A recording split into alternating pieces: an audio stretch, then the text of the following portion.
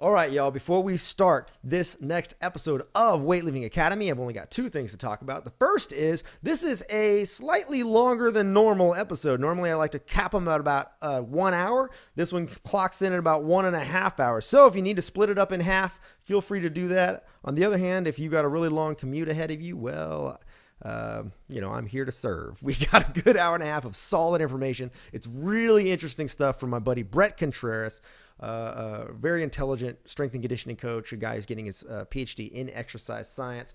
Fascinating stuff. The one downside is, for some weird reason, my audio is a little bit messed up. Thankfully, his is awesome.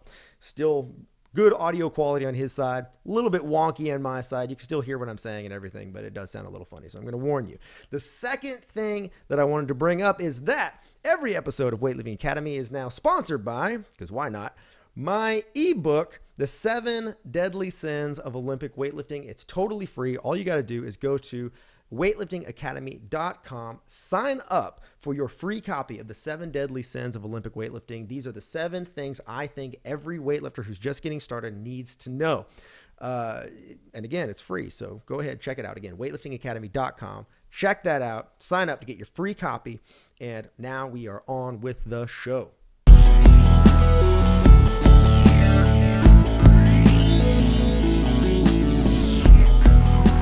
All right, welcome back to another episode of Weightlifting Academy. I'm your host, Nick Horton. This is the only show dedicated to putting 10,000 new lifters on the platform in 2012. And I've got here some handsome man. What's your name, brother? I'm Bret Contreras. Bret Contreras. All right, man. So you're not just known as Bret Contreras. You're also known as the Glute Guy. Why is that? Is that because your glutes are that good looking?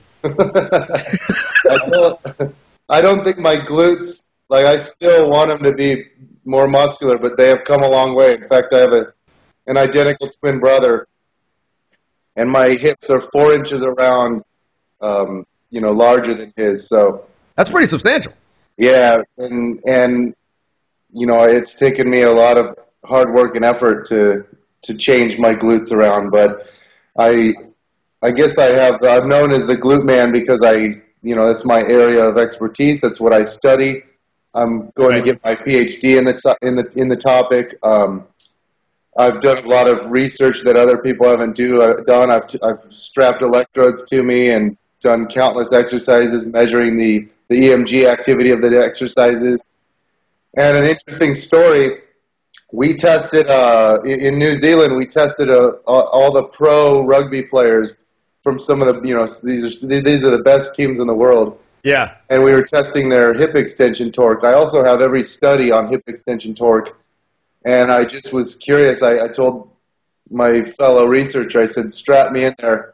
I bet you I can beat them all. I bet you I could beat every one of them. And these guys, I'm a decent, I'm 6'4", 225 pounds, but I'm not that big. Some of these guys have legs like tree trunks. We have to use special straps just to strap their leg in. They're sort of inhuman-sized people. Yeah, some of them are 250 pounds and squat 600, 700 pounds. And then there's me, but I've been doing hip thrusts and other exercises for a long time, so I knew my hip extension strength was strong. Anyway, so they strapped me in, and my buddy I knew just did not believe me. He didn't think I was going to do well, but I produced so much torque that I twisted the machine. They had to go and tighten the machine down, and I got more hip extension torque than any person has ever used that machine, and also exceeded any value I've ever seen in any study. So literally, your ass kicked its ass. My ass kicked everyone else's ass, I guess. Kicked the ass of the isokinetic dynamometer too. So yeah, I'm in the methods that I've kind of popularized have caught on, and especially with women and a lot of strength coaches who see the value in doing specific glute exercises, and you too, right? Yeah, absolutely, man. I mean, I not only do we do hip thrusts in my gym, I had a box specially made for doing hip thrusts, which has like a curved section on it, so you're not just like against a bench. You have something that goes with your spine as you move up. And we call it, appropriately enough, the baby maker. I've seen that box that client of yours made, and I'm very envious of it. Yeah, it's cool. I'm convinced that if we can promote the hip thrust enough, then he might have a nice side business making hip thrust boxes. Right, there you go. They're pretty cool. So, you could be called Contreras, the controversial contrarian by some. Some people would consider you a somewhat controversial figure in certain areas. Why? I mean, how would you respond to that? Do you think that's true that you're a controversial figure, or do you feel like that maybe is a misnomer, or are you in some sense genuinely a controversial guy? I agree with you. I've been called a lot of things. You know, whenever you get popular, you'll read certain blogs and listen to podcasts and hear things said about you. And right. I think that some of the problem lies in the fact that there are people in our industry who just purposely try to be contrarians. Right. These people are, in my opinion, they're dirtbags. They're not after true science. They're after, they're very jealous and envious of certain people at the top, and they will just try to discredit everything those people say. Right. They'll say pretty much anything for traffic. Yeah,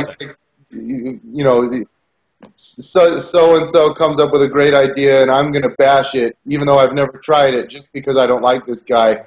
Yeah. Well, if it's a good method, it's a good method. So these people out there exist, and so I think maybe some people feel that I'm that way, but, time will tell. I'm not that way. I don't look at the headlines and go, gee, deadlifts are getting popular, I'm going to go after deadlifts, or, I have my own take on every matter. And I think when you're kind of new to the field, I'm relatively new in this industry. I laid low for a lot of years before I started writing. Right. I've been at the helm of a few different controversies, so it does make me look like a controversial guy. But I think the important thing is to just be humble and respectful, and try and seek out the truth. And if I'm wrong, I have no problem admitting I'm wrong. But if I'm right, hopefully those other people who called me names will acknowledge that.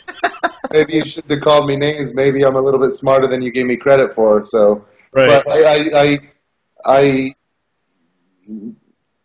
I have my own views, and we all lift weights. We all have our own views of things and how the body works, and with sports and with, every coach has his own experiences that have shaped his views. And a lot of things that, because I laid low for so many years, and just, I was a personal trainer and a personal trainer for like over 10 years before I ever wrote my first article, and, a CS for 8 years, and I owned a gym, and I trained a lot of people before I ever wrote an article. And so there were things that kind of built up that I just didn't agree with. And some of the stuff I just didn't know enough about. And now that I've learned a lot more, because in the last couple of years, I've just really, my learning is just, I'm throttle ahead, Yeah, that's pretty interesting. I mean, I think that is a significant reality that is unfortunate about the internet. There's great things about the internet because there's lots of good information that comes out, but it's also can be a vehicle for people who are maybe a little too obsessed with popularity. It's like high school all over again, So like there's those guys and girls out there who have sites where really that is quite literally what they do. They just it's like you're going through the headlines and saying, that's the thing everybody's into, so therefore I'm going to write an article bashing it. Or maybe now everybody hates this thing, so now I'm going to write an article saying, oh no, I love this thing, or whatever it is. But it's not because they really mean it.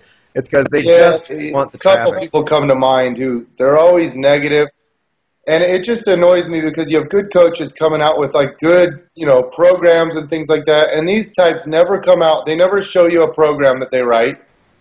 But they'll bash every little thing about like someone who does share their program, and they're trying to create, like use smoke and mirrors and riddles and things like that. And I just don't have any respect for these people because you don't hear them. They're always trying to position themselves as being better than other people, And it's just I look at those types and I just say they're not, they'll never be that popular because number one, no one wants to read a negative prick every single day. Yeah, that's short-lived popularity right there. Like it's like funny for a second, like on your Twitter stream, you're like, this guy's just being an ass, and of course everybody sometimes finds that funny, but then you realize, no, that person's genuinely an ass. and if you agree with him on that particular topic, then you'll love the guy, but then eventually you'll realize like this person is just he's jealous and envious of the people at the top and just trying to, a few people come to mind, and I don't associate with those people anymore. They're not like genuinely trying to advance the field. If they don't agree with say you don't agree with a particular thing, say you don't like this, screen that this coach uses or this exercise that this coach uses, then do a study. Do your own test. You don't even have to publish it. Do your own test. You supposedly train people, so do an experiment and then come out with something saying, I was skeptical, I did this experiment, and it either validated what I thought or it refuted what I thought, and then, be a real human being, but don't just try to bash everyone else. That's my take anyway. Yeah, that's pretty good. So a few years ago, you came out with an ebook that I read, I don't know, maybe it was a little over a year ago, something like that. And, you mentioned that, I use hip thrust, which it's an exercise you're probably the most known for being associated with, is the exercise of the hip thrust. And the reason I started using this exercise with my athletes, especially for beginners when I'm trying to teach them how to use their glutes correctly, how to move their hips correctly so that they can eventually snatch and clean and jerk correctly. The reason I started using it was precisely because I read your book, and it convinced me that this thing that I'd never even heard of, a hip thrust, actually might be quite applicable to what it is that I was doing. What's been the response more generally to your ebook and to some of the very hip-focused and even more specifically glute-focused stuff you've been promoting? Well, okay, let me, this is going to take me a while to work through, but so first I'll address right off the bat, you've got some unheard of coach that his first article, he's, I try not be that first article I wrote on T-Nation, dispelling the glute myth, it was very conceited. I was trying to be like certain other people in the industry who are very bold and cocky, and I'm going to let everyone know I'm the glute guy and don't mess with me. And it was very cocky. Yeah, I think if you go back to any one of our first couple of articles, they probably all were a little weird. Sure. And I don't do that anymore. I'm a lot more humble now, and I don't have as much to prove. But when that first article came out, and then I'm linking to my ebook site, and the ebook site is just if you're a coach that's been working a lot of years, you're going to click on this thing and be like, oh great, the secret to the speed, the secret to low back pain, the secret to this, and it's pretty cocky too. It's like Contreras, I don't know what I'm doing. I've never taken a marketing course. I just try and copy what everyone else does. So I write like Bret Contreras comes up with, all these secret exercises and methods. And I also think the industry doesn't like people who exploit that they came up with this method I wanted the hip thrust to be about Bret Contreras. I want it to be about the X. I don't want it to be tied to me. I didn't name it the Contreras thrust or anything like that. That's a wholly different lift. But I can see why. If I put myself in other coaches' positions, right now where I am, if some guy came onto the scene like I did, I'd be like, who's this douchebag? And so I think a lot of people didn't like me, but then slowly but surely I've won a lot of people over because I am grounded in the research and I am humble and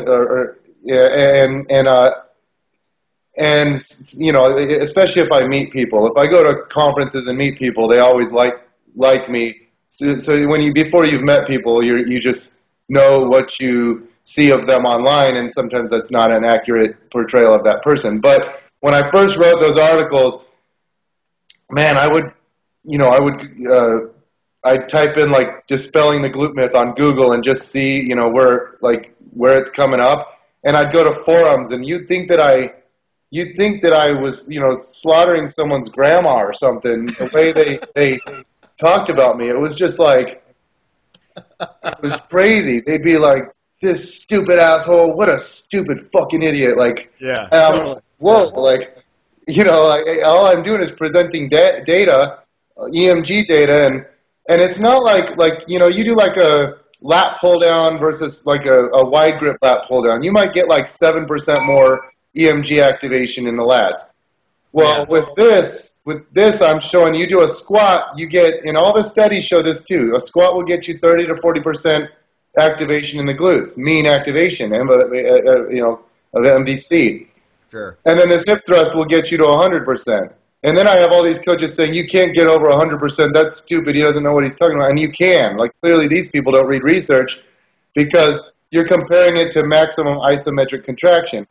Yeah. And so to me, like when you're having that's your baseline at 100%. Oh yeah, that's baseline, and then you can exceed that through a heavy, dynamic movement. But anyway, I read that stuff and I was like, wow. And then it just seemed a lot of bloggers were writing about me because it's new and it's controversial, and this lift can't possibly be as good as and a lot of these coaches never even tried it, and that's what I'm saying. Yeah. You don't write about something you've never tried. And if you don't think it works, you don't believe it, then do an experiment, But they have not done that. And based on the feedback that I receive from people and based on my own, experiences as a trainer, I'm a fan of every exercise. I've never said don't squat. Squats are amazing. I just say add in the hip. Make sure you add in the hip thrust because of this end range hip extension torque, and you need that end range hip extension strength, and our conventional exercises aren't doing it there. You've trained the guy Nick who has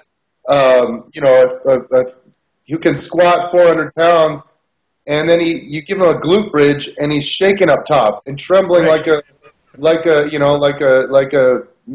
trembling like a baby, and you're going, why his glutes are like so hard just to hold himself horizontally, and I'm going, if he can squat that much weight? Well, it's different ranges of strength. Our programs do a good job of developing flexed range hip extension strength, and we need end range, especially for sports. When you're upright moving around, you're more in those new, end ranges of hip extension strength where the squat doesn't work. So that's why, for like you said, for Olympic weightlifting, that end range is where you need, and there's definitely a relationship between strength and power. So the hip thrust will build the strength, and then you do the Olympic lifts, and it'll work the power, especially for beginners who need to learn that. The hip thrust. Realistically, most beginners in probably all sports, but certainly in weightlifting, have unfortunately, have not done a lot of physical activity in their life.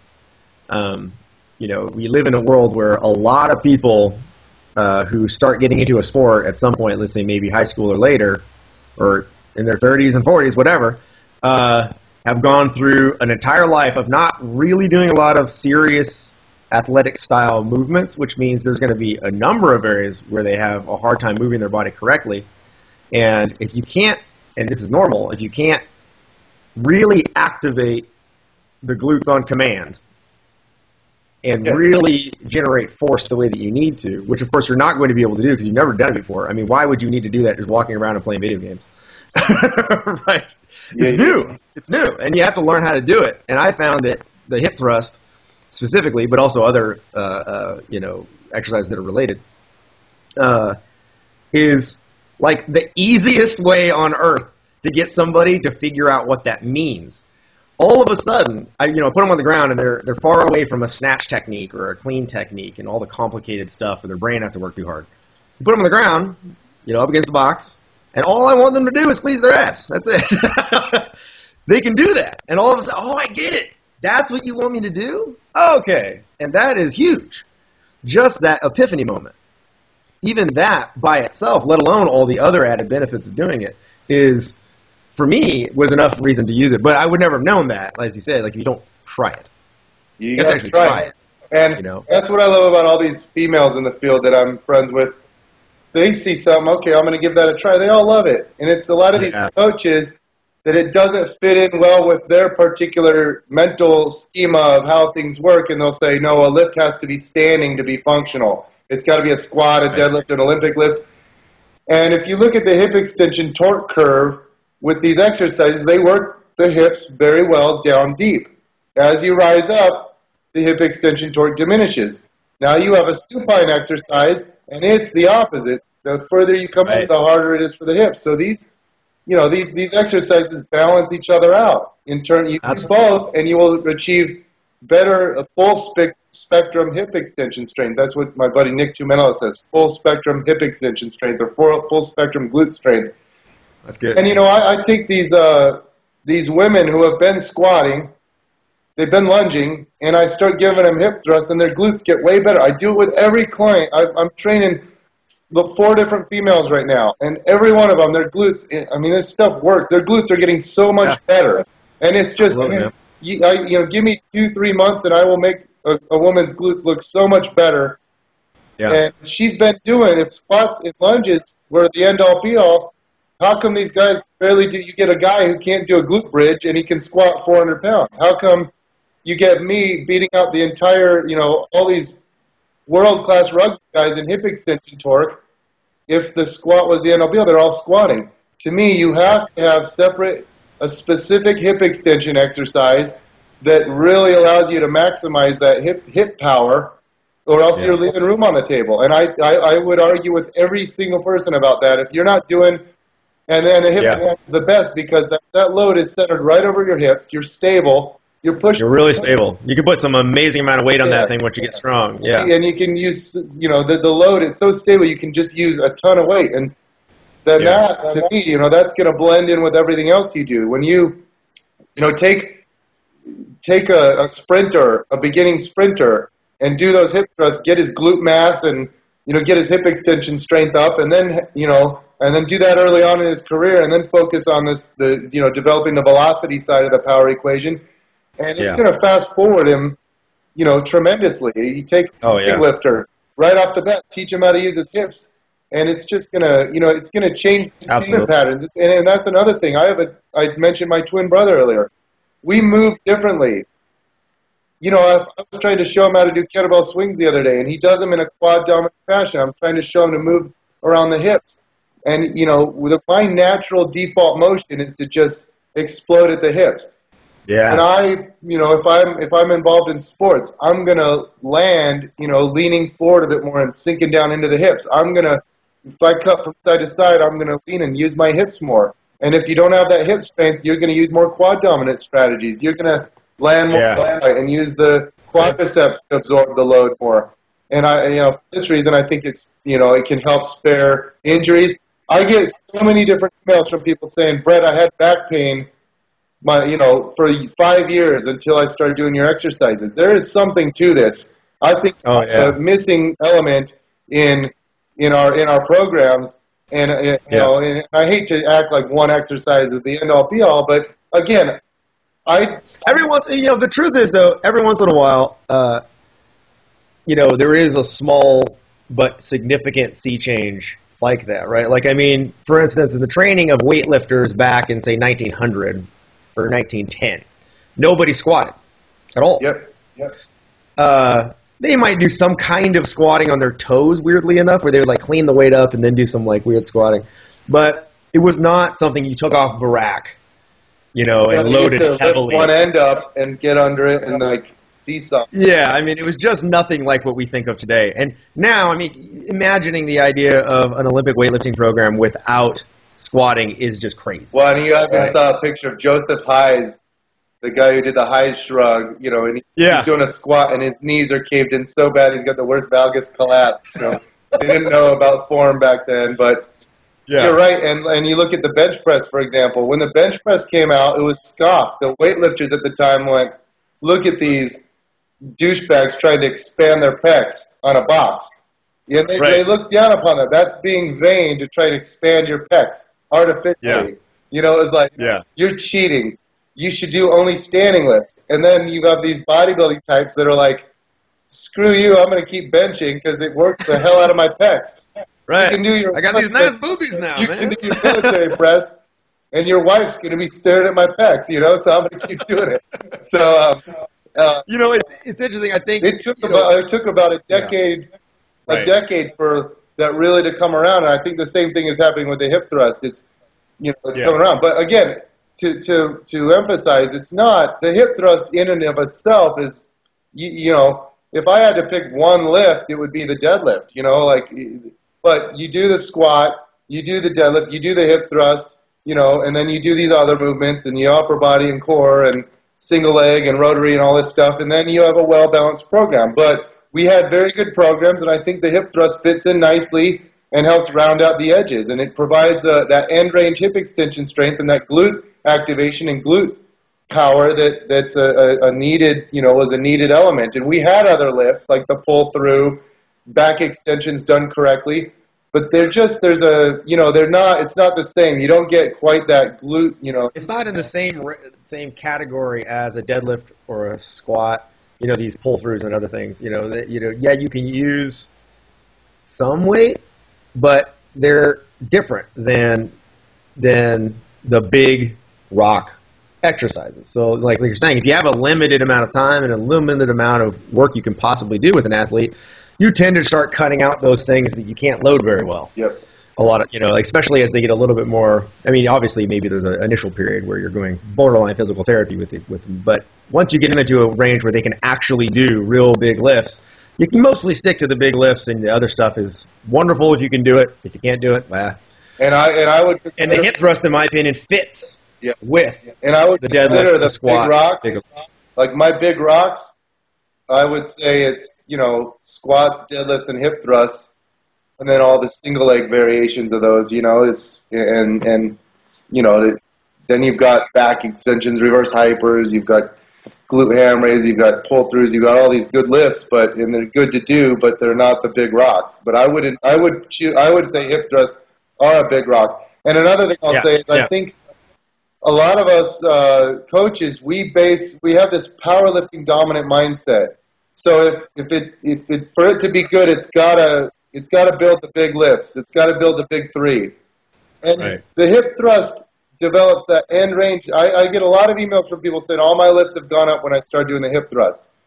But I don't have emails from top world-class powerlifters saying, Bret, I started hip thrusting and my deadlift went through the roof or my squat.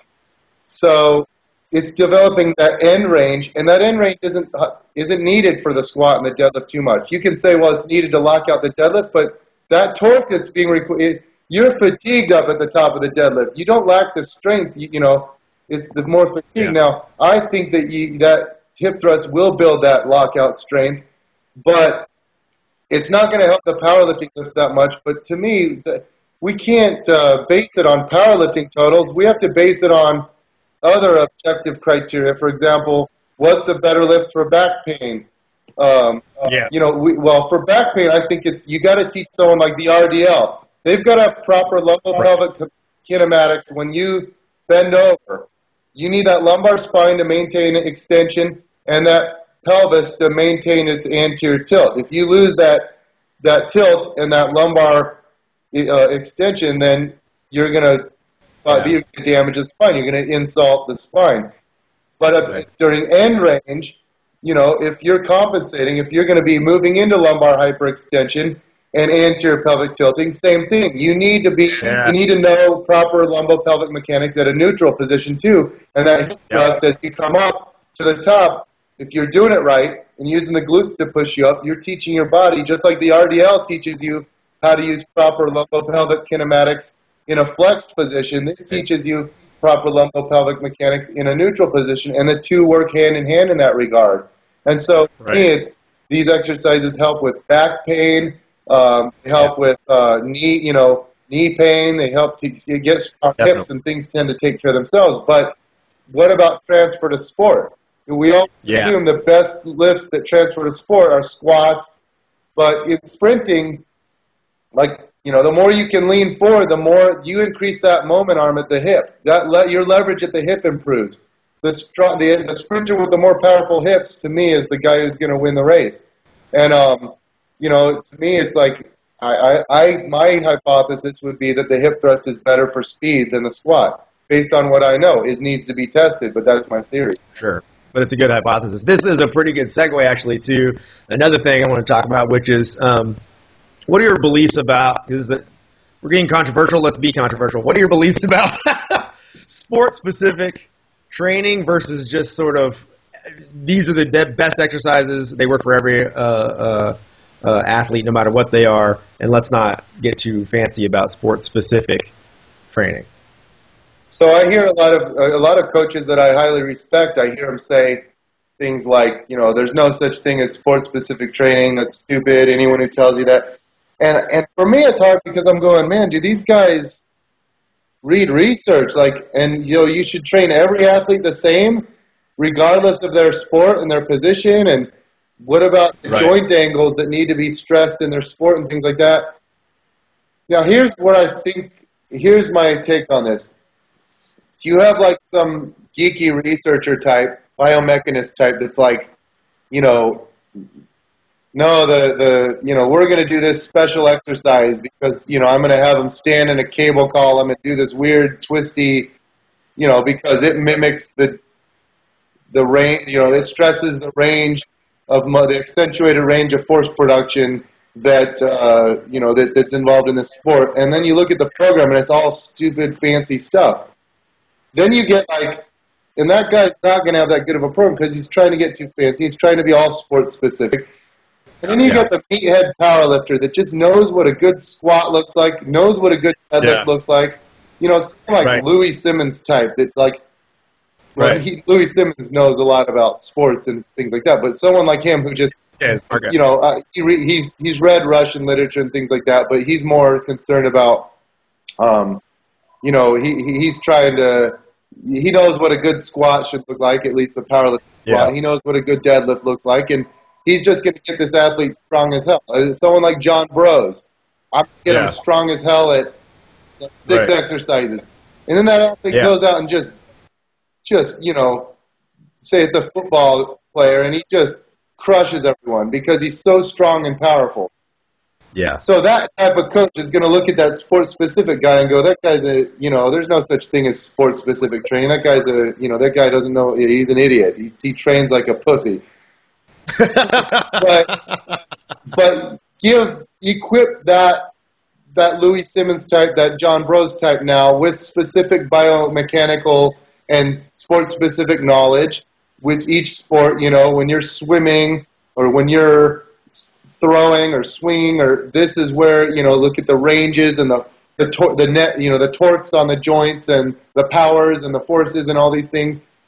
Then equip them with that knowledge, and their minds will start to like Louis is a very innovative guy. He'll start thinking of things, and so to me, I think that's where that controversy comes out, is because you've got the coaches that just get people strong as hell, and then so they have some proof that clearly they get people to at least to a threshold there. Yeah, and I've done it. I've trained some athletes who came from locally here, who came from some really big facilities, and I'm like, were you squatting? No. Were you deadlifting? No. Were you doing weighted chips? No. Were you benching? No. Okay, that's what we're going to do. They're going to do that stuff. And I get strong as hell. And their vertical, one of the guys, his vertical jump went up 2 inches in 1 month. And I'm like, we say, that's another argument, how important is strength. But, every one of us has seen strength. It's important. The research shows that heavy strength training will make you more powerful. But you got to be doing powerful stuff too. You got to be jumping, you got to be sprinting and things like that. But anyway, that's my take on the matter. I think that there is such thing as sport-specific training. You do want to look at the sport, you want to look at the position, you want to try and mimic the movement patterns and things like that. However, there is a big, general training. We are taking these athletes and saying, we want you to be good weightlifters. And because we want you to be good weightlifters, we want you to know how to squat. And this is how you squat. You don't squat the way, maybe on the field you're up on your toes or something. No. we're not going to teach you sports food. This is how a good squat looks regardless of what sport you're playing. This is what a good deadlift looks like. And so that's all general. And so I think, I can see both sides of the point, but I think the truth is that, you want to have as much knowledge as possible. You have your general stuff, you have your more specific stuff, but to me there is such a thing as sport-specific training, and the best outcome comes when you know the general stuff and the more specific stuff.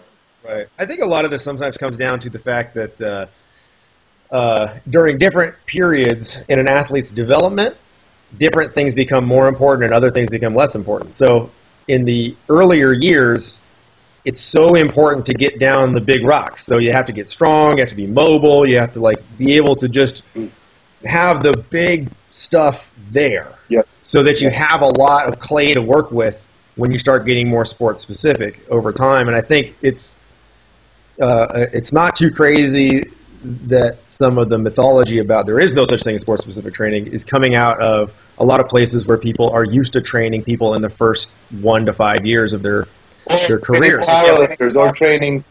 I'm friends with like a weightlifting coach or a powerlifting coach usually, unlike say the high school college system. I mean, a lot of times, like a weightlifting group, you'll have somebody from the beginning and you will just keep them forever. Yes. So you have them their entire development process, whereas a lot of other sports that's not the way it works. Well, I'm friends with a lot of strength coaches for professional teams.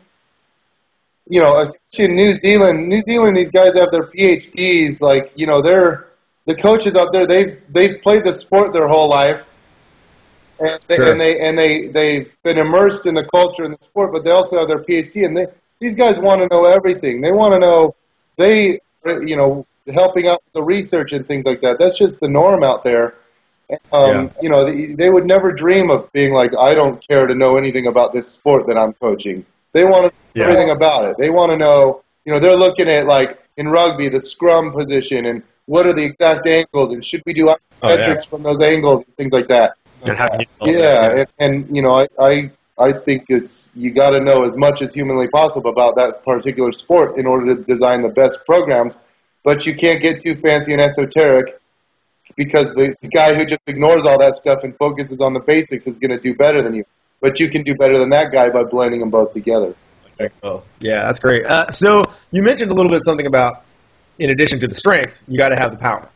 You got to work power exercises. So what are your feelings about the Olympic lifts with non-Olympic lifting athletes? So athletes in other sports. Is it a good idea for regular strength and conditioning coaches who are not training weightlifters to be using variants of the Olympic lifts? What's your stance on that? Because that seems to be another issue that's kind of bantered around a lot.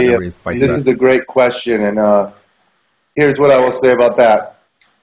I've followed the debates for years, and one thing is, you have all these controversies out there and these hot topics in the industry. The reason why they're hot topics is because we need to know more about it. A good coach could argue both sides. Yeah. So any topic you throw my way, if you said, Bret, I want you to be anti-Olympic lifts, I could take any regular coach or trainer and make a fool out of him with my arguments. Right. But then you could say, I want you to be pro-Olympic lifts, and I could make a fool out of the guy too, because I know it so well. Right. I know both sides of the story, but they're hot topics and they're controversial because you could make a good case either way. But research is often very limited. But there has been some good research that's come out in the last year or so. There was always this argument that you have to do the Olympic lifts because that's how you maximize power.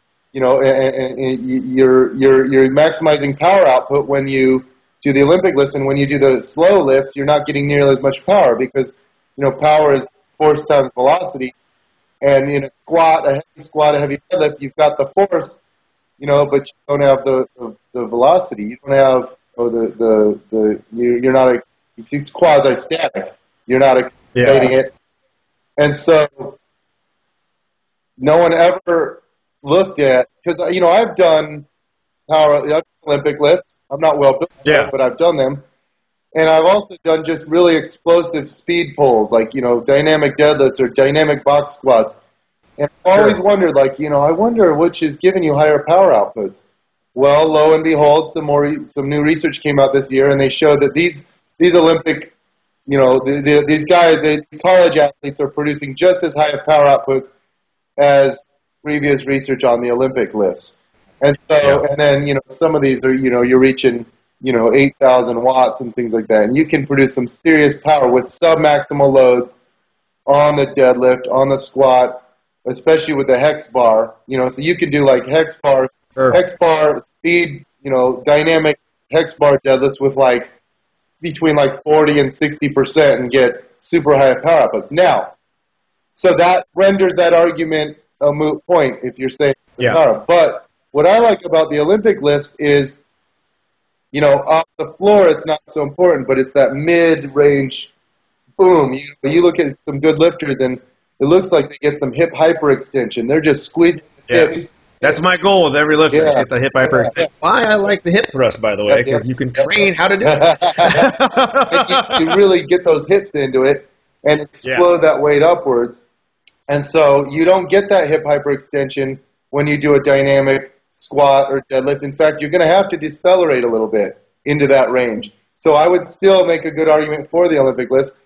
However, what I don't like to see is where a coach just isn't well versed in the Olympic lifts, and so he's going to use that as to make himself feel better. He'll say, "You don't need to do the Olympic lifts because that makes me feel better inside because I don't know how to coach them." You should learn how to coach them. There's some good certifications and things like that. You should try to learn how to coach them, and you should feel comfortable. But it also depends on how long you have the athlete. If you have an athlete for a few months and he's just not well, there is same with the power lifts. Some people are not ever going to be good squatters, or good deadlifters, and they're not ever going to be good Olympic lifters. The people who tend to lean forward tremendously, those people will never make good Olympic lifters, but they might be good hang power snatchers, or like hang power cleaners. So you could do those variations, the hang power clean, with success. But, and the other thing is I would love to see a study where, because from what I know about biomechanics and strength training and things like this, let's say you had I'm going to do two different groups. One group's going to do the Olympic lifts, and the other group is going to do just some other dynamic exercises like the hex bar, dynamic hex bar deadlifts, and also like a heavy kettlebell swing. Not using a 16 kilogram kettlebell or a 32, using like a 48 kg. I've got a pretty serious kettlebell. 106 pounder, and I get some serious power. And the way that the kettlebell swing works, that torque you're placing on the hip joint is a lot more so than the load. That same weight with a snatch isn't that hard, but because it's directed, at the bottom it's directed horizontal. What you do with a particular weight changes completely whether or not it's hard. So I would like snatching a weight and deadlifting the same weight. It's the same idea. Yeah. Right? So but the kettlebell swing is unique because the orientation of the force vector is dynamic. It changes throughout the motion, and at the bottom you've got it pushing the hip straight back rather than gravity pushing straight downwards. So that changes hip torque requirements. So you're going to get more loading on the hip joint. And so if you did had a good program centered around the hex bar, and maybe a hex bar jump, like where you're jumping, and then a kettlebell swing, and then you compare that to the Olympic lifts, which would yield better results? I bet you they'd be pretty darn similar. So you could make the case then that I'm not well versed with the Olympic lifts, but it's pretty easy to teach the kettlebell swing and the hex bar jump or whatever you decide. So you could make it, but it's a good argument. This is a good, and I think the ideal scenario is to just be, for me, I want to be comfortable coaching. I want to know what Louis Simmons knows about coaching powerlifts. I want to know what the Olympic weightlifting coaches know about the Olympic lifts. I want to know what, Pavel and the RKC know about the kettlebell swings, because I want a big bag of tricks. I want a big, an arsenal, and I can meet that, so I got this specific unique athlete or this client, and I can, using my big bag of tricks and my big arsenal, I can design the perfect program for him. Right, right. I think that's a good takeaway idea, that you don't want to limit arbitrarily the tools in your toolbox just because in the culture you are in, those things aren't considered normal or even cool or whatever. We even joke, so we have this quasi-joke that if you do curls in my gym, you have to do them like barbell curls. You have to do them with a women's bar and on the platform because that way it will increase the silliness. But I'm actually not against people doing curls. Sometimes I'm actually even for it. Even though culturally in Olympic weightlifting, that could get you shot. But this is a whole other thing that's a great thing to bring up. To me, it's all sports science. I don't know what happened along the way that we should be embarrassed about hypertrophy or I'm not going to admit that I like doing curls. Every coach that I know, even the ones who swear by functional training, most of them, not all, but they'll bust out their curls. Everyone likes to have some guns. Why should I? And most of our clients are, if you're, even most coaches that I know still take on personal training clients, and most personal training, you get clients who want to look better. If you don't know about hypertrophy, that's why I love my friend Brad Schoenfeld so much. He knows more about hypertrophy than any man in the world.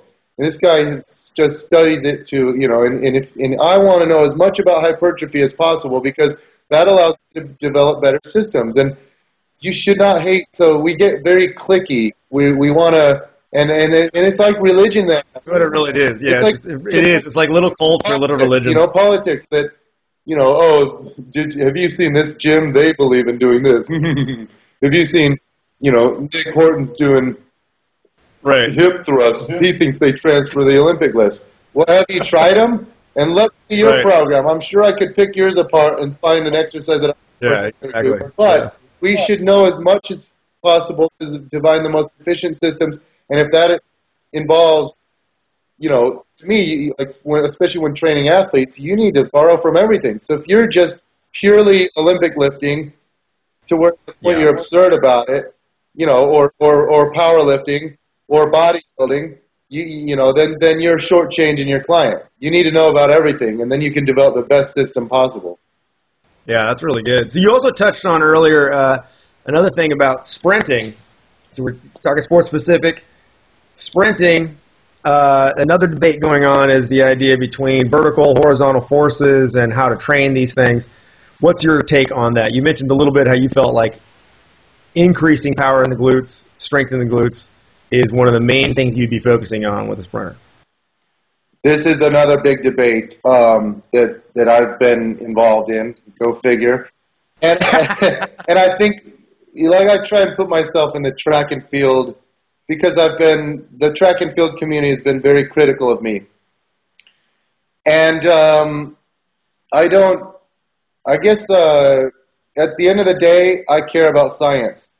I want to be liked. I'll be the first guy to admit, I know people that are I don't care what people think of me. I want everyone to like me.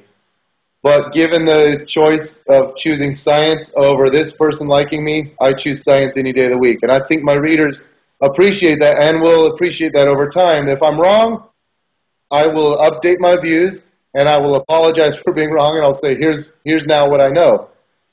To me, it's all about science. So I'm sorry if my theory does not agree with your, such and such theory. I'm going to speak my mind. And guess what? I don't hate you for thinking. I'm not creating a cult where you have to believe my way or I hate you and all my followers hate you. But this is the unfortunate reality is that a lot of people, they feel like if you disagree with them, then on a particular topic, then you're anti-them. And therefore you need to be, you should not be, you should not exist on this planet. So what I've seen in the track and field community, I think I try to put myself in their position, and I would probably be annoyed too. Here's this young, cocky dude that comes out and thinks he knows about training, what's best for training sprinters, and he doesn't train sprinters. That's a slap in their face. I've worked for 20 years training sprinters. It'd be like, Nick, if I came in and said, here's how you should train Olympic weightlifters, and you're like, who has he trained? That's got to be annoying. And so I'll be the first to admit I don't train sprinters. I would like to. I'm pretty confident I could do whatever I want in this world, and if I wanted to start training sprinters, I could. But I have so many interests, and I've got the research, I've got my blog, I've got my PhD, I've got books that I'm writing. I stay really busy. And maybe one day I will start training sprinters where I can test some of these theories. However, my theories weren't just based on, oh, I learned this biomechanics. I came up with these theories based on training athletes, not world-class sprinters, but I was training these athletes and they'd say, Bret, I'm running faster than ever before. And I'd go, yeah, of course. We were developing your leg strength. You know, you're getting more conditioning. And of course, your muscular endurance, everything, you're going to be running faster. And they go, no, it's that hip thrust. And I'd go, well, how do you know? We do step-ups, Bulgarian split squats, deadlifts, rack pulls, back extensions, glute ham raises. How do you know it's not everything? No, it's that hip thrust. And they'd go, I can feel my glutes working. When I run, I can feel my glutes working now, kind of like when that hip thrust. So this was like in 2006, 2007, and I started thinking of I used to I think this is the secret to getting like big in the field is that, you know, some guys will train people for 8 hours a day. They go home and go to sleep. My mind would be racing, you know, at night. I couldn't sleep. I'd have to get up and take notes. So I've been on this quest to really learn the biomechanics of these things. And I wanted to get my PhD because the track and field theories did not make sense to me. How can vertical force limit maximum speed running? Their theory would be that, you know, once you've built up that momentum, you've built up to max speed, now net horizontal force is zero, braking and propulsive are equal, so now it's all about just that vertical aspect, get on and off the ground quicker, and then you're minimizing your time on the ground, and so you're going to maintain that max speed. However, to me that's ridiculous. Like, if you want to run 20 miles per hour, if you run 20 miles per hour and you want to run 22 miles per hour, you need more horizontal force. At the same vertical, the same everything else, you just need more horizontal power, you know? If you want to take that 22 to 24, and you want to take that to 24 to 27, you need more horizontal force. So you're going to have more braking, but you're also going to have more propulsive. So you might net more. Your net's still going to be zero, but that's like saying, Nick, guess what? I walked to the mall 2 miles and then I walked back. I didn't travel anywhere. My net distance is zero.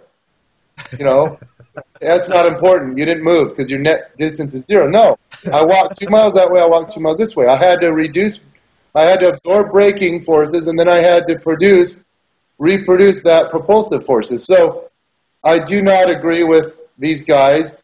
That's an interesting way to look at it. Said the vertical force, because so vertical is the force produced in the vertical plane, but when your foot touches down, you know, you have braking forces that are going that way, and then you got to produce propulsive forces going that way, and that's in the horizontal direction, both of those. And so I don't agree with their premise. And now I've seen a lot of research studies that show that when you reach your vertical forces don't really go up much after about 70% of max speed. They don't keep going up, but horizontal forces do. Now, elite sprinters will have more vertical force than other people, but they also have a lot more horizontal force. So I know more specifically horizontal power, their velocity side of the equation. They're producing that force very powerfully, if that makes sense. At a high, they're really explosive. That's what sprinting is all about. So again, we need more research in this area. More research is coming, but I have what I believe, and then the theory becomes, okay, how do you maximize, if it is horizontal force or horizontal power? Those are different. If it's horizontal power, how do you maximize that through training? Of course, you need to do a lot of sprinting, but what other things? Combined training is the name of the game. What things do we combine? You know, in what proportions, in what order, and how do we periodize the system to produce maximum speed, maximum horizontal power. But at the end of the day, I'm respectful and I'm humble. And if I'm wrong, I'm wrong. I will be the first guy. You can trust that I'll be the first guy to blog about it. You know? And I think I'm curious if they would do the same. In fact, ones who have badmouthed me, I wonder if they would post something saying, Bret Contreras, I'm sorry for badmouthing you. You were right all along. Right. And you're so handsome. So another big debate. I mean, why don't we just hop from debate to debate? I mean, we might as well. We're on a roll, man.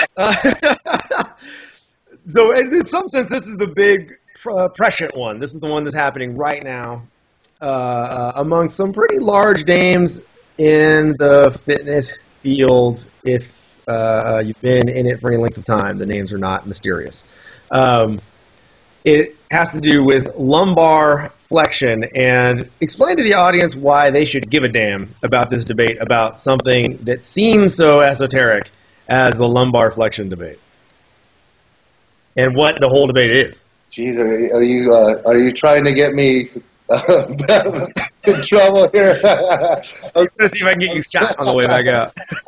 So, okay, let me bring people up to speed on this theory. So, like, it's a crunch. Come on, lumbar flexion be a crunch, a sit up, whatever. It's anytime you flex the lumbar spine, you round the lumbar spine. Now, we've all learned that round back deadlifting, if you round the lumbar spine too much, you can round the upper back a lot more, but you round the low back when you're pulling a heavy deadlift, nature tends to teach you a lesson real quickly. We've never debated, round back deadlifting, you should round your lumbar spine when you deadlift, when you do heavy deadlifts. However, this debate over the crunches exists because, you've got this gap between here's what the research says, and then here's coaches' experiences, and then you've got some very passionate figures, which makes for a perfect recipe for this, because it's like, who cares? It's a stupid crunch. Do them, don't do them, who cares? If you send me a program, Nick, I don't scan it and go, oh, he's not crunching. He's shortchanging his athletes. He's out. Screw that guy. This guy doesn't know what he's doing.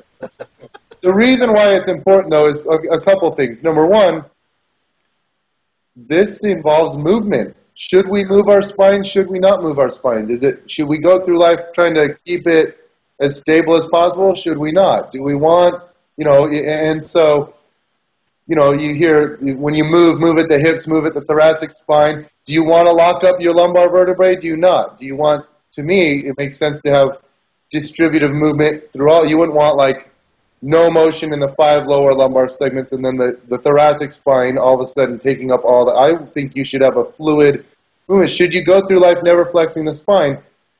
Now, I think my problem with this whole thing is that, I have, I'm just I'm the ordinary dude.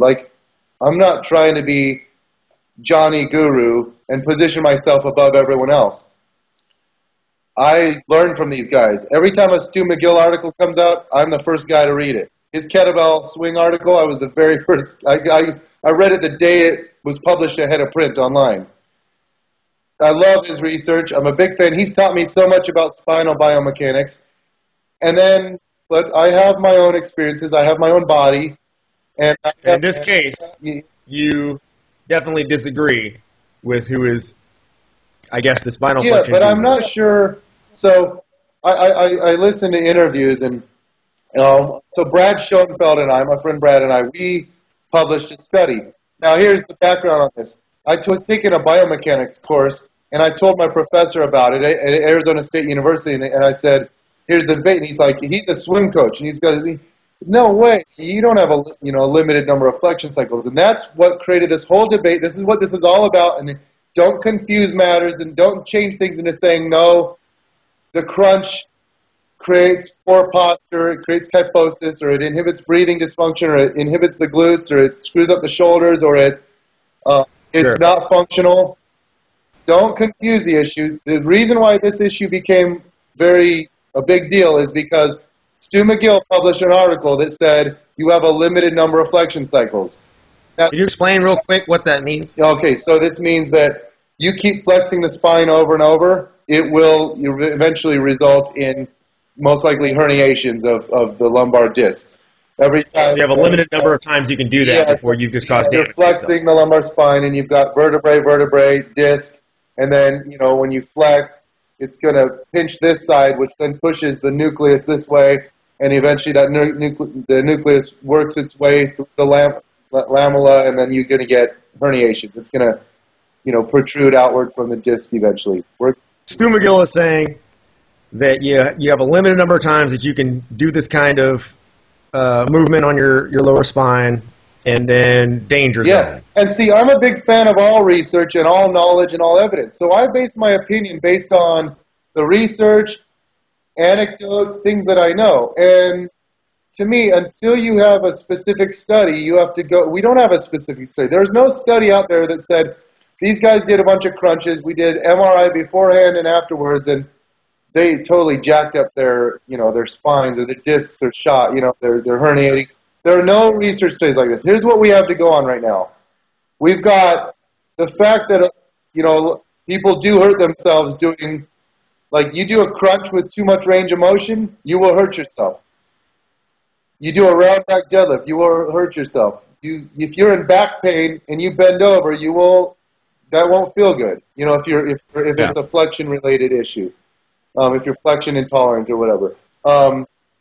And that's important to know this stuff. It is very important to know this stuff. However, I've listened to a lot of I'm people I have a lot of fans and they forward me stuff. And Bret, did you hear what Stu McGill said about you? Bret, did you hear what Mike Boyle said about you? Bret, did you hear what Charlie Weingroff said about you? And they forward me things, and I'll listen to them. And I thought Stu McGill did a very good interview. But the only thing I didn't like is the very first question. They said, okay, there's this article that Brad Schoenfeld and Bret Contreras wrote. What do you think about it? And he goes, he kind of like, to me, kind of like smirked and giggled. Like, I didn't see his face, but I envisioned him. You know, and he said, it's problematic. And then he went on to give a very good interview. He didn't address the thing in our paper, and this is what annoys me is I've been highly influenced by Stu in my knowledge, and I thought I came up with a very safe protocol. We mentioned, and you know, Stu has come out saying the crunch is neither good nor bad, which to me is contradictory to what he used to say in the past. So I don't know if he's changed his mind or what, but he used to say don't ever crunch, and now he said it's neither good nor bad. First, you know, like, qualify the individual, make sure he's not jacked up, make sure he's not flexion intolerant, doesn't have all these herniations, and then you got to respect your algebra, posture, load, volume, and all these things. Well, we did that in our article, and I think if I called up Stu and said, Stu, let me walk you through this article, because this is the most important thing. We said to do a crunch with 30 degrees total. In our journal article, this is the key point to me. We said proper entails 30 degrees range of motion, total spinal range of motion, with most of that motion occurring in the thoracic spine.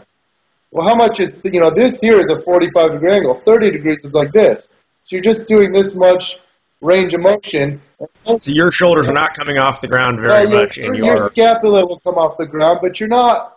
To go to end range lumbar flexion in a crunch, you have to crunch up here, and you almost have to curl the pelvis up at the other side to get that end range lumbar flexion. I don't think you go to end range lumbar. I don't think you go anywhere close. So you've got, like, you know, say you have 75 degrees range of motion, lumbar flexion range of motion in your lumbar spine.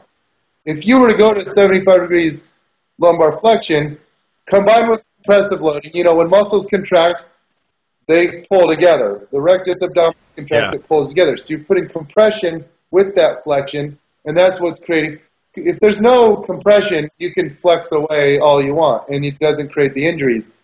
But when you have compression with the flexion, that's what makes it bad. Well, when you do a crunch, there's one study out of 1978 that says when you just raise the shoulder blades off the ground, the lumbar spine moves 4 total degrees. That's between 5 segments. That's not even 1 degree per segment. So, to me, you know, the proper crunch, you know, just moving that much, you're probably moving the lumbar spine 10 degrees, maybe. Okay. And so each segment is moving around 2 degrees. That's a far cry from the research. If you read the camp, that whole camp that produces all this research, taking the pig's, the motion segment of the pig, and they will compress it. They will put it in using pig spine. A jig, using a pig spine. And the pig spine, we all want to joke about that and say that it has been shown to be very, very biomechanically very similar to a human spine. Yeah, and there's a lot of other areas in which pigs are used in science because of the similarities, like heart studies. And So this pig spine. It's not weird. But it's the pig cervical spine, not the lumbar spine. So you take the pig cervical spine, compress it, and then they will move it 16 degrees. That is for one segment. So, vertebrae, disc in between. And they move it 16 degrees. So for that research to pertain to the crunch, you would need to say that the crunch is moving 16 degrees. I have not... For a sec. No, go ahead. I was saying that each segment is moving 16 degrees. Right. And you've got 5... All the way through your lumbar spine. You've got 5... Yeah, that's pretty substantial. That would see you're moving 80 degrees, and you've got this other study saying you're moving 4 degrees. So I have read... I know McGill has like 200 peer-reviewed studies, or 300 or something. I have read as many as I can get my hands on. I read his low back disorders. I've read it a couple times. I never read his Ultimate Back and Fitness book, which I always want to, but it's one of those things that I'll never do. But I don't know if he's ever looked at a crunch and shown the lumbar range of motion. I have never seen it. I'm curious. If you do a crunch the way we said to do in our article, my guess is that the lumbar spine moves 5 degrees. So to me, you're staying in the neutral zone. No damage is occurring. Now, so that's posture. So in our article, we said this is for healthy individuals, people who don't have back pain and a history of back injuries, who aren't flexion tolerant, don't have herniations and protrusions, all these things.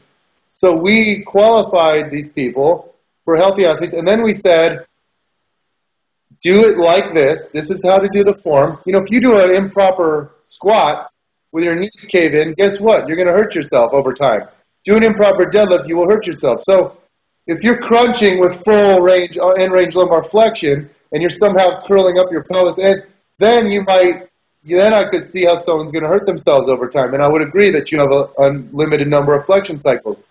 But if you do what we said in our article, because we were very cautious, we said do it 3 times a week. Do it I think we said 50 cycles, 2 sets of 25 or something like that, and 3 times a week. I don't see that causing any, even if you hold a dumbbell, I don't see that hurting anyone. Because the range... So it sounds like to me that let me make sure I've got this.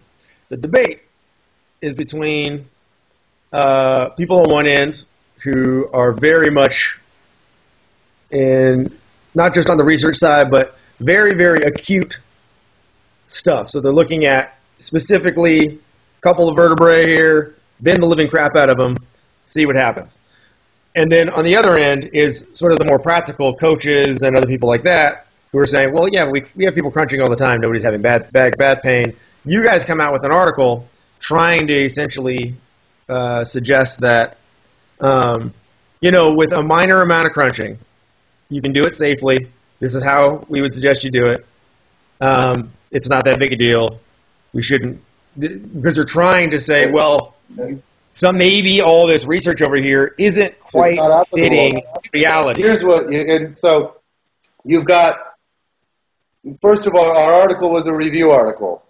And this is what kind of annoyed me is, if you disagree with my science, I'll be happy to talk to Stu McGill, Mike Boyle, Charlie Weingroff, any one of them hit me on a podcast, and I will be happy. And if I agree with them, I'll agree. If they say, who cares, it's a crunch, I'll go, I agree. You don't have to program the crunch. You don't have to do it. What I'm disagreeing of is that we have a limited number of flexion cycles because you've got to define what flexion is. I don't know why Stu McGill didn't come out and say you've got a limited number of kettlebell swing cycles, because his latest study said when the people did it, even though they were told to maintain a neutral spine, a rigid spine, they were flexing in the lumbar region. They were going into lumbar flexion, I think 26 degrees or something. That's a lot of flexion. That's more flexion than the crunch that that I propose.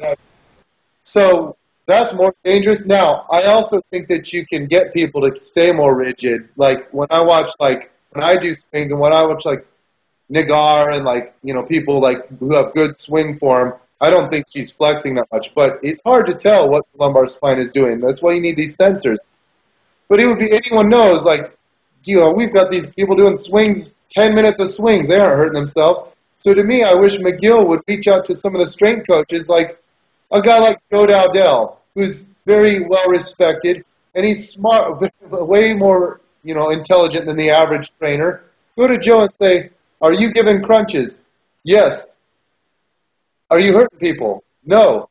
Well, how are you doing it? Because I talked to Joe Dowdell. He's very intelligent. He will tell you, here's what I do. He's very, there are some smart coaches out there who are very methodical, and they're a lot, they're a lot of, you can, there's a coach that he doesn't notice knee valgus during a squat. And then there are guys who are very onto that. Same thing with, what Joe told me is, Bret, I like to put people on, say, a Swiss ball, and lay them across it. They're in a little bit of an extension, maybe, 5-10 degrees of extension. And then most of the motion is at the upper back, and they will move, they will go into just a little bit of flexion, but not much. And, it's very controlled. So to me, dynamic repetition, why would you want to do a crunch? Dynamic repetitions build more muscle than isometric repetitions. And that's, to me, that's irrefutable. You'd have a hard time arguing that in the research. Dynamic, if you want to build your biceps, you won't just do these different holds. You want to do dynamic motions. Yeah. So if you're looking to build the abdominals, also, I look at these arguments about posture. I could go through every argument one by one, and then I look like I'm a contrarian. But I don't program crunches. I do all lower body. So I listen to these different interviews about me. I listened to Mike Boyle, and he was wrong about everything. And I'm a huge, Mike Boyle, I think, has influenced my training more than anyone. And I'm a huge fan of Mike Boyle. Yeah, it's influenced a lot. It disappointed me, and I'll always, I do take it personally a little bit. I'm not going to lie. I was kind of offended, but I'm man enough to say, whatever. He did not like me. But I still highly respect him for what he's taught me. Same with Stu McGill. Same with, Charlie Martin. So a lot of this, to me, is it's bleeding into the sort of the last topic, which is pretty closely related, actually, because some of it is not just the debate itself, but rather the tone of the debate. Yeah, and that seems to be pretty relevant to, just sort of, what's your feeling about the state of the fitness industry right now, and how that relates to a lot of these sort of controversies we've talked about today, and how things are going on? Yeah, how we carry ourselves. So that's what, getting into what I was finishing up there was that, I listened to Mike Boyle's interview, and, you have my email. If you want to find out something, give me a call. Talk to me about it. I'll be honest. I don't think I've won his respect. I don't think I've won Stu McGill's respect, but I've got a lot they could learn from me, especially pertaining to the hips and the glutes and things like that. It's time that the respect goes both ways. I'm not out. I'm not trying to be a contrarian. In fact, in Auckland, we did some research. I'm waiting for it to be published in the next several months. We did a very Mike Boyle-esque inspired program with high school kids. It was, progressions, do these bilateral. No, they weren't high school kids. They were younger kids. They were I think 12 to 15 or something. But anyway, it was a lot of single leg stuff and a lot of a lot of the single leg progressions that he would use. Bulgarian split squats, hip lifts, single leg hip lifts, single leg RDLs, and things like that. They did no weight training. No sprinting, no plyometrics. All they did was weight training, and every one of them, I think, is going to be one of the most successful studies in this population. They all got faster. I think 29 out of 30 of them got faster, and they increased their broad jump, vertical jump.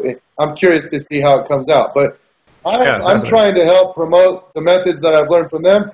We wrote a very humble article, and that was the way we addressed it. We didn't come out saying we wrote a humble article. Now, my T Nation article wasn't as humble. It was kind of, I was using the T Nation. I introduced the article on the crunches, introduced things that can't be used in the research, like anecdotes.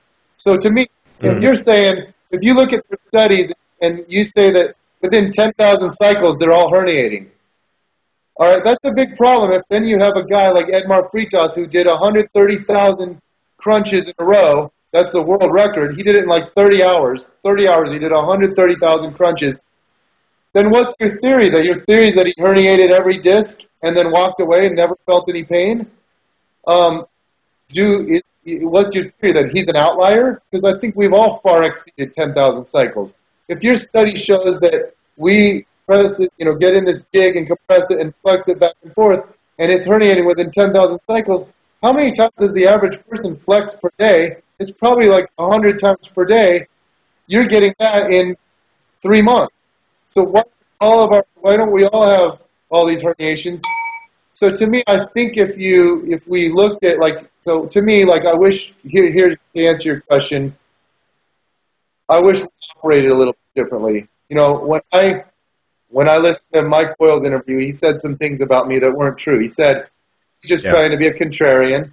Actually, I never finished the story. My professor made me do the article. He made me do the article. He made me write it. He said, no, Brett. I tried to tell him there's too much research. I said, Rich, there's too much research. I don't want to do it on this topic. I'd rather do it on hamstring strains. And he said, no, you're doing it on lumbar flexion because I want to see what you come up with. I want you to review all the research. And he gave me an extension because there was so much involved. That's interesting. I was made to do it. I didn't just do it to try and be a contrarian. I had my friend Brad help me because he shared similar views, but we were open-minded to having our minds changed. But once we looked into the research, we said, no, my mind is not changed. I actually believe that we shouldn't go by this research because it's not mimicking the biomechanical range of motion that happens in a crunch. It's also ignoring the physiological, we're a living body. It's called biomechanics. We're living mechanics. We repair, we strengthen. Can the discs strengthen? Can they repair? I believe they do. I've seen McGill in some of his, I think a lot of people get mad because he's known as being the world's leading spinal biomechanist. And who the hell is Bret Contreras?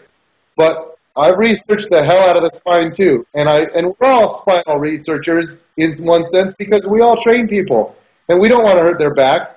So I don't want to hurt people's backs, and I don't give round back deadlifts, and I teach people how to hinge at the hips, but I don't think crunches done properly are damaging any people. So that's why it's an important area of, is there an optimal load? Should I go through life never crunching, or is there a sweet spot where you could do, just like we said, 50 cycles 3 times a week with just not end range of motion, and it's actually healthy. It's actually good for your spine. It causes some positive modeling. That's my theory, and it's yet to be proven. So what I wish these guys would do is acknowledge my theory. I think the discs do strengthen. I think you do get some increased nutrients this way, and I don't think they harm it. And if my theory is correct, then, McGill said my article was problematic. Boyle said I was just being a contrarian, and that I just like crunches. And then I'm whiny. It's like this whiny little kid going, I like crunches. And I don't like crunches. I like heavy deadlifts. You're not right about that. So, to me, I didn't go out and blast them and make up stuff about them. I've always been very respectful to these guys. And then Charlie Weingroff said, basically, you've got all these stupid people, and he's king stupid.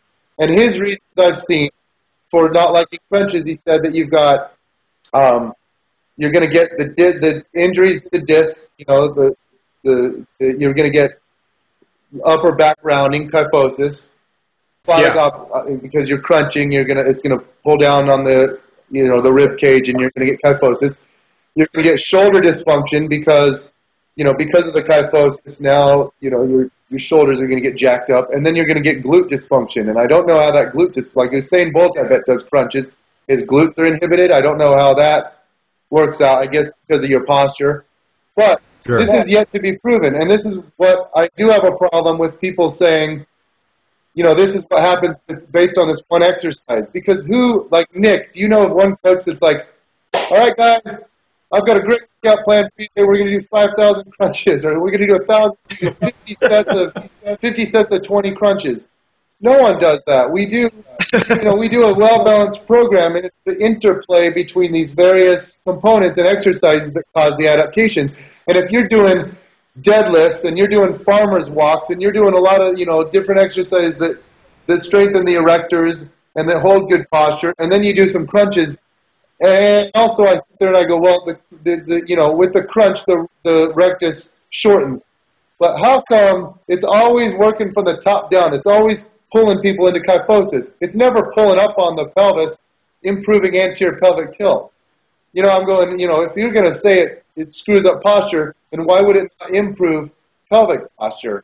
And, because 85% of the world is an anterior pelvic tilt. So I think it's wise to have strong abdominals. I think it's good every once in a while to throw in a set of weighted crunches. And if you do them the way we do, with a controlled tempo, doing 20 is hard. I know people bang away like 1,000 of them with momentum and just doing this jerky stuff, but do them controlled and squeeze the way I tell you. Doing 20 to 30 is very hard. So doing that way, I think is fine. But here's, to answer your last question, here's what I wish we all did in the industry. Okay. I wish we gave each other the benefit of the doubt. I think some people think Bret's a contrarian. He's out there trying to get popular. That's not, I do want to get popular, and I do want my methods to grow, but I'm not going to just be a contrarian or be, I'm going to bash this person for my own personal gain. I am very respectful of those I learned from, and these guys are very intelligent people, and I like their stuff. They have tremendously impacted me as a coach, and for that I'm so thankful, because they make me a better coach. And I will always give these guys props. But I wish we, instead of bickering about it for years to come, 10 years from now, I hope we're still not arguing about the crunch debate. Same with the track and field guys who hate me about the vertical and horizontal forces. Same with the whatever. When I came out saying the hip thrust is the best glute exercise, let's theorize. Let's come up with together. Let's work together to say, here's my theory. If you did a study where I took this group and this group and I put them through crunches, done this way, done the way Bret said, my theory is that you would see, all right, let's address, in one study, in one fell swoop, you could address every one of these. Does it hurt discs? Do a pre-MRI and a post-MRI, and sandwiched in between those MRIs would be a bunch of crunches that they're not used to doing. 10,000 cycles of crunches over the course of a year, done the way I say. Does it hurt the discs? That's question number one. Well, that's a pre and post MRI, and you would see that damage if your theory is true. Okay. Number two, does it cause thoracic kyphosis? Well, you're not just doing the crunches, you're doing a well-balanced program. And then does it create kyphosis? My guess is that it doesn't. But maybe it does, and if it does, I'll be the first to say then you probably shouldn't do them because it creates kyphosis. But I don't think it does. Then if it doesn't create the kyphosis, then it's not going to create the breathing dysfunction, the shoulder dysfunction, and the glute dysfunction. And then the other question is it functional? Now, is the crunch going to help your vertical jump? I don't think so, but let's compare it to a biomechanically relevant exercise. For example, in soccer, there's an overhead throw-in.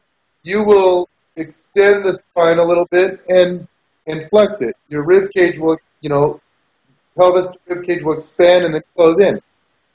My guess is that if you did a bunch of those crunches and you tested the distance with like a soccer throw-in, it would improve. And therefore, it's functional for that particular skill. So there are certain, I hear their argument that the rectus abdominis is not designed to flex the spine. It was designed to transmit forces with the obliques, and the spine is meant to stay neutral. And I'm going, guys, this is not, I'm not trying to be a contrarian here, but this is not what the spine is doing. The spine moves around in sports. When you run, the spine is moving with everything we do. It moves when we squat. It moves when we deadlift. It moves when we run and sprint and jump and kettlebell swing. And I agree, your goal should be to keep it in neutral with a lot of tasks. When you deadlift on a rigid spine, when how much do we want? Do we want to eliminate range of motion when you sprint? I don't know. Do we want to eliminate range of motion when you, do certain things? Maybe, maybe not. But what about in a soccer throw-in? When you do you throw a baseball, do you want to not move at your lumbar spine? Yeah. Just move. Oh, that does not jive with my knowledge and you. However, I am open-minded to being wrong. Are these guys open-minded to being wrong? Are these guys open-minded to saying, if we did a study like that, and then they ended up, I was right, they say, we're sorry for calling you King Stupid, we're sorry for calling you Contrarian, we're sorry for saying your research was problematic. I don't know if they would.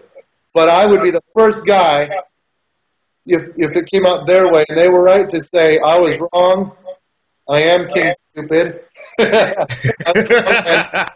I'm glad we did this research because now this changed the way my views. But again, it's a big deal because a lot of times you're like, who cares? It's a stupid crunch. But it's a big deal because this affects our knowledge of human movement and how an optimal training protocols. So that's why it's a big deal in the research, and it's highly controversial, and it's probably the most controversial topic in the field right now. And it's weird because it's polarizing. It's like, Nick, what side of the fence do you stand on? Right, exactly. And it shouldn't be that way, though. It's really not that big of a deal. But we need to know more. More research needs to be conducted. Same with sprinting. Same with glutes. Like glute hypertrophy. So this hip thrust activates the glutes more. That needs to be published with like 10 to 20 subjects. Because right now I've just done that on myself and 3 other people. But I'm pretty sure that it will be duplicated once we do a very well-designed study. And then the next subject is, so it's like close the loop. That's my big theory. Close the loop. McGill, you have this theory that we have a limited number of flexion cycles. Close the loop and do it on real subjects. Brett, you have this theory that hip thrusts are better for glute development than squats. Close the loop and do a study on it. Or better for sprinting speed. Close the loop and do a study on it. What are the other theories out there? Neck packing, is neck packing make you more stable? Does it let you lift more weight? Let's do a study on it. The Bulgarian split squat, Mike Boyle said, does it's more load on the legs and less load on the spine. He said 50% of the load on the spine. Is it 50% of the load? I bet you it's more like 70 to 75 to 80% of load on the spine. But it is going to be less, and that's important. Does it put just as much load on the hips and the legs? Based on what I know, it activates just as much EMG, just as much hip and knee torque, but with less spinal torque. That's important to know. And kudos to Mike Boyle for noticing this and saying, I don't think you have to squat. If you don't want to squat, don't do it. Do this instead. You're getting and then, I watched some of the track and field guys say, oh, but you're not getting the testosterone surge. And you are. A new study just came out. You are getting the hormonal release from a Bulgarian split squat than you are from a squat. But that's not even that important anyway, because more new research now is showing that the hormones are overrated post-workout. It's not really, you remember, Nick, we all used to say, squats, it's going to make you jacked all over. And, it's probably not going to make your biceps that much bigger. Maybe that's something that I'd like to see better and more research too. So at the end of the day, we just need to keep researching. Need more research. Yeah, that's really good. So speaking of research, you actually have a new research review service. Explain a little bit what that is and why someone would want to sign up for this. Yes, you're right, Nick. I can't even remember the website. It's Strength and Conditioning Research Review, or strengthandconditioningresearch.com. Yeah, that's it. Strengthandconditioningresearch.com. And I basically partnered up with this guy, Chris. He's in the United Kingdom. He's super smart. The guy's he's just a machine. And we will pull up all the research for the month. We'll go 100 different journals. And then we will choose what the most important is. And then we will divide that up into strength and conditioning research, biomechanics research, physiology, physical therapy, and we all have a limited amount of time. And I'm sorry, if you're a physical therapist with a practice, if you're a strength coach, you're busy. But you should know, a strength coach should know physical therapy techniques, and you should follow that because, half of it's related to what we do. You need to know about these physical therapy topics because athletes are dysfunctional. Humans are dysfunctional. We tend to erode and, break down, and we need to know these topics. And then physical therapists need to know how to raise the bar above just using this silly TheraBand, like where do you go from there? They need to know strength and conditioning topics, and we all need to know some stuff about biomechanics. I have learned a ton about biomechanics in the last year, and it has helped me so much just understanding how come when you do a counterbalance, squat, it becomes easier, harder, it's more loading on the hips and less loading on the knees. Things like this. You need to know this stuff, but we're all so busy. We don't have, the ability to go on and just pull up all these articles. So, right. Like even if you wanted to delve into the research, Nick, you couldn't pull it up. But let Chris and I summarize it for you into 50 pages, because you can read that during the month, and then next month you'll have 50 more pages. We will summarize it, point out the pros, the cons, the limitations, why it's cool, and then you can stay updated. And to me, like, it's not something to do for 1 month. Do it for a whole year. You will be a lot smarter. Right. And that's, to me, I used to talk to these researchers, and I was so mesmerized by them, and I couldn't really contribute to the discussion. And now I feel very confident. I'm still blown away by how smart certain researchers are, but now I can have a good, intelligent discussion with people. And that's what I like about our service, is it's going to help keep people, coaches and therapists who want to stay updated. It's going to keep updated. That's good. It's a good educational resource, and like you said, it's not. Part of it is a time issue. Part of it's an access issue. I mean, I spent the majority of my 20s in college, so I had access to research journals. Now I'm no longer there. No access. You got to, they're pretty expensive, honestly. If you're gonna be a member of each one of the journals, that's going to add up to some pretty substantial cost. But you can basically circumvent that by going through you guys, and you basically just brought a bunch of stuff together, summarized it, giving your thoughts on it, and that's really pretty practical, actually. I mean, thanks, it is, because it is an important thing. I mean, like, coaches, if you're a coach at all, or a physical therapist, CrossFit coach, doesn't matter what it is, or just somebody who's an athlete is really interested in this kind of stuff. I mean, it behooves you. I'm a big fan of athletes learning how to be better coaches of themselves. So it behooves you to really get out there and learn as much as you can. This is a pretty easy way to do it. I mean, it's a pretty big favor. I agree. I'm very happy and proud to be doing it, to be offering this, because I think it was something that was needed. And I've gotten a lot of feedback from people going, God, I've been waiting for this for years. This is great. So, yeah, pretty awesome. So again, strengthandconditioningresearch.com. Check that out. You can also see all kinds of stuff from Bret Contreras at bretcontreras.com. He posts pretty darn regularly. He's sort of a big deal in the blogosphere. Well, hey, man, it was great talking to you. A lot of interesting topics. We'll definitely have to do it again. Awesome, Nick. Thank you. I appreciate it. Absolutely, brother. All right, so again, check out weightliftingacademy.com. I'll have all of those links that I mentioned in the show notes, and I will see you next time, folks.